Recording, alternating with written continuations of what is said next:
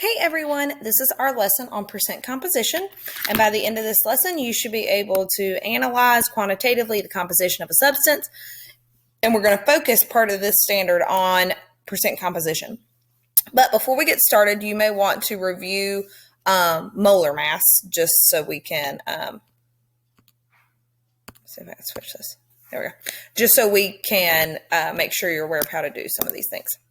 So let's talk about what percent composition is.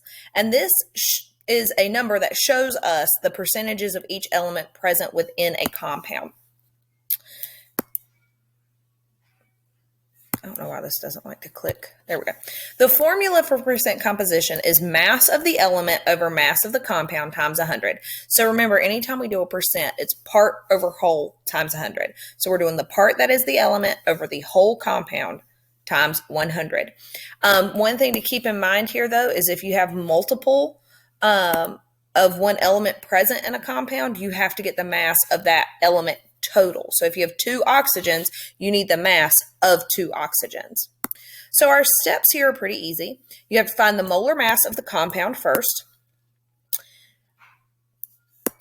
Come on.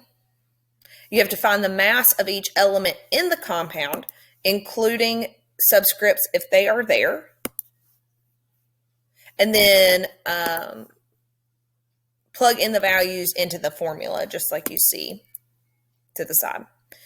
So remember that compounds are made of different elements, different parts, so you have to kind of weigh them out the way like it's showing here in our little GIF. I'm going to keep going. All right, so let's talk about finding percent composition. I'm going to do this example, and then you'll do one yourself for magnesium carbonate. So first we have to find the total mass of the compound. So I'm not going to do the math since I have it right here, but just so you remember, magnesium is right around 23, carbon is 12, and oxygen is 16, but there are 3 of them. So you add all of those up, and that's how you get that 84.31. Then you find the percents of each element in the compound. So for magnesium, we know the mass is 24, not 23, 24.31. We divide that by our total, 84.31 times 100. So the part that is magnesium of this compound is 28.8%. The part that is carbon would be 14.2%. And as you can tell, the thing that doesn't change in these is that bottom number. The top number is the one that's going to change. Come on, fella. There it goes. And then oxygen, because there are 3 of them at 16 grams per mole apiece, we do 3 times 16, which is 48. Divide it by that mass. And then we get the percentage of 56.59. So there are a couple things you can do here to check yourself to make sure you're doing the math correctly. Why is this not? There it goes. All right, so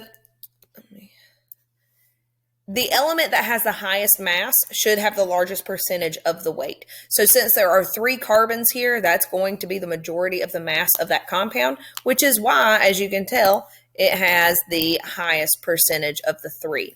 Then also remember that since we're doing percent composition, a percent is always out of 100, so you should be able to add these percentages up at the end and get right around 100. Sometimes with rounding, you might get 99.9 or 100.1.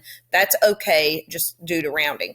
But if you're far off from 100, then you should probably check your math again. So you go ahead. Well, wait. You should have an example there. I thought you had an example. Okay, guess you don't. Just kidding. Now let's talk about percent composition as a conversion factor. And check if you have one in your notes, pause, do the one in your notes, and then we'll go from there. So you can use the percent composition that we just talked about to calculate the mass of an element present in a sample size of a substance. So when we just say percent composition, that's out of a substance that is 100% the compound that you're looking at. Well, sometimes, we don't have 100 grams. So we have, maybe 25 grams. We need to know the percentage of magnesium in 25 grams of magnesium carbonate. Okay, and it's pretty easy to do. The first step is you change your percent to grams. So this is just a unit change. There's no math that goes with this. Then you set up a conversion of grams of the element over 100 grams of the compound. Because if our percent is out of 100%, if we switch that to grams, then now it's out of 100 grams. And then you're going to multiply by the given amount of the compound in the problem. So if we look at this example over here, we have that the mass percent of carbon in calcium carbonate is 47.96%. So if we want to know how much to calculate if we were given an amount here, we would have to set it up as 47.96 grams of carbon over 100 grams of calcium carbonate. Then we would take that and multiply it by whatever amount we were actually looking for.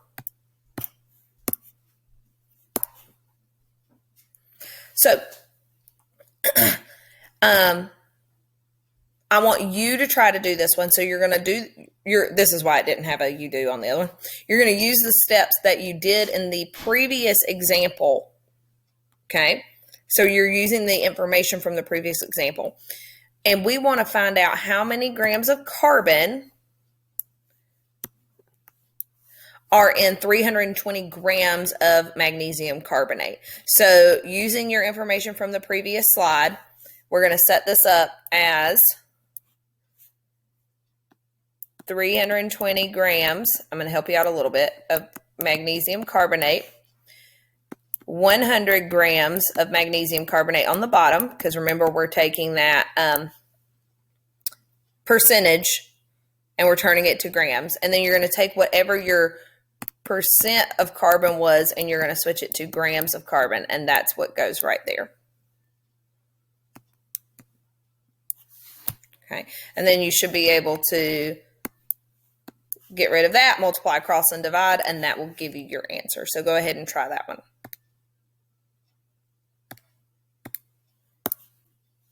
Now let's talk about percent composition of a hydrate. This is the exact same as percent composition, but remember how waters look on a hydrate. So you would do the formula, you would take the mass of the waters total, divide it by the mass of the entire hydrate times 100.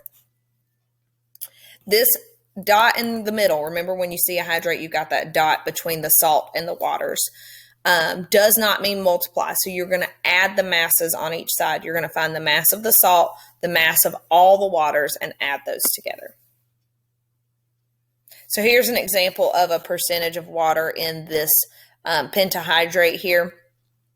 So you'd find the mass of water over the mass of hydrate times 100. We have 5 waters. Each water is around 18 grams. So we do 5 times 18. And the mass of the total compound, including the salt, was 248.22. And then you just do the math exactly like you did for percent composition. So I want you to go ahead and try this one. How much water is in? That means what's the percent of water. So pause the video and try this one. All right, guys, so now you should be able to calculate percent compositions of compounds and hydrates.